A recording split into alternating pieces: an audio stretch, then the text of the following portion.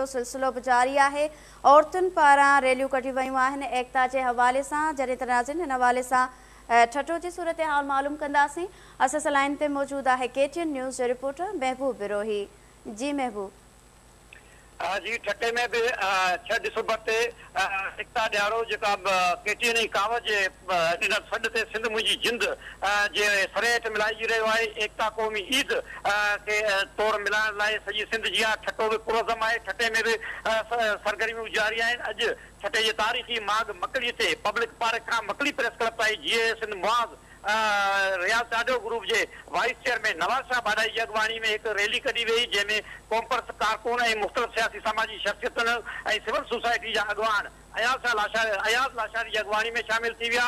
मकड़ी press club के आडो जेके को भी कारकुन हुआ गीतन से जोड़ियो वणंदे 6 दिसंबर के भरपूर नमूने से एकता के हवाले से मिलाइण जो अज़म वर्जायो।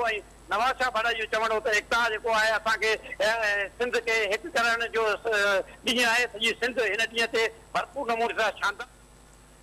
वरी मेहरबानी नाज़िम ठट्टो खां महबूब बिरोही असांखे तफ़सील ॾिना आहिनि एकता के हवाले से। जॾहिं त नाज़रीन इन हवाले से मीरवा घोड़शाणी की सूरत हाल मालूम कंदासीं। असां सां लाइन ते मौजूद है KTN